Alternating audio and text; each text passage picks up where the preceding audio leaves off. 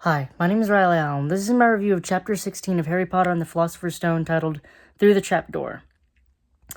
Basically, just like last chapter left off, Harry's kind of staying out of the business, Stone's business. He's studying, he's worrying about his exams, but after the exams are over, he's now having recurring nightmares about Voldemort and whatever. And then he has a eureka moment about Norbert and how someone just randomly had a dragon egg, and luckily Hagrid was there to take it. So he books it along with Ron and Hermione to Hagrid's and figures out that Hagrid accidentally told the dude who he got the egg from how to get past Fluffy. And they assume that it was Snape because, again, they still think Snape's the bad guy. Well, they immediately try to do the right thing. They try to go warn Dumbledore. Dumbledore's not here. Of course he isn't. They try to tell McGonagall, and Harry's smart about it. He doesn't mention the suspicions of Snape.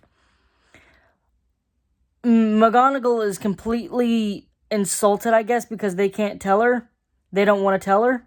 They want to tell Dumbledore. I guess some type of pride, her pride was hurt or whatever. I don't know.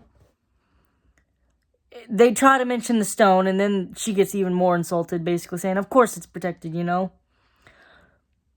Well, they try to, guard the corridor.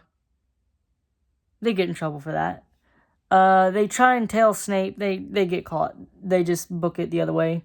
Until that night, Harry decides that they're going to follow Snape, who they think is Snape, and protect the stones himself. He gives a good rallying speech, which I'm going to be honest, it was a good speech. Made Hermione and Ron want to follow him. They, end up getting caught by Neville, who stands up to Ron, Hermione, and Harry, not knowing what they're doing, just thinking they're going to get Gryffindor in trouble. And this calls back to basically earlier in the book, where Ron and Harry told him he needs to stick up for himself, so he did. Only for Hermione hit him with Petrificus Totalis, freezing him, and they proceed to grab the invisibility cloak and move to the third corridor or whatever, where they meet Peeves. And in one of the earliest chapters, we were told that Peeves is only afraid of the Bloody Baron.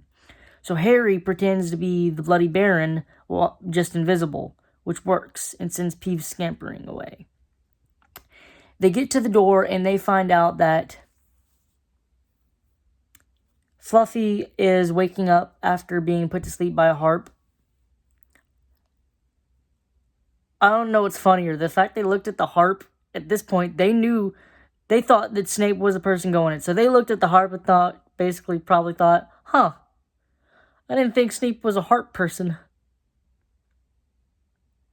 Anyway, Harry proceeds to play the flute that Hagrid whittled him and gave him for Christmas. Puts him to sleep. They jump down the corridor like idiots. Jump down the trapdoor into the Devil's Snare, an alive plant that basically is trying to kill them. Hermione has a small little freak out because she can't light a fire, because the only way to defeat it is with fire, and she's going like, we don't have any matches. And Ron's like, are you a witch or not? So she lights the blue fire, I believe, which was from earlier in the book.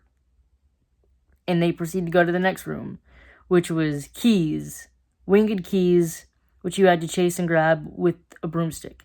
And again, the mental image of Quirrell with Voldemort on the back of his head as he's flying around on a broom is just hilarious. The next one is a chess room, where Ron proceeds to this is basically Ron's time to shine.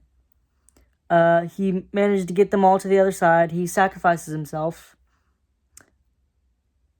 This was basically a good moment for Ron, basically telling us no matter what happens, this is who Ron is as a person. He's willing to make the sacrifice for his friends and for the greater good, and for the good, The next room was a troll, which was already defeated, lucky for Harry and Hermione. Then it was Snape's logic puzzle. It wasn't a skill one, it was just a logic one. And Hermione said most wizards would be trapped because they don't have an ounce of logic.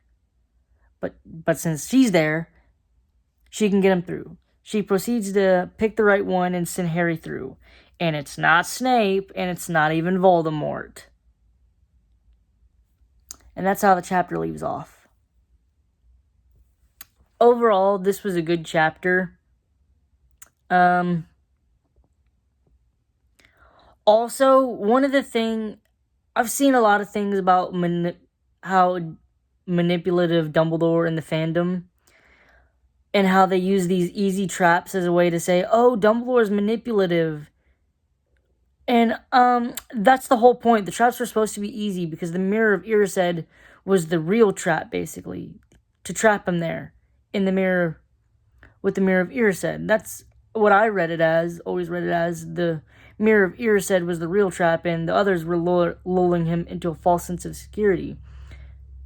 But also, how do we even know that those were just the real traps? For all we know,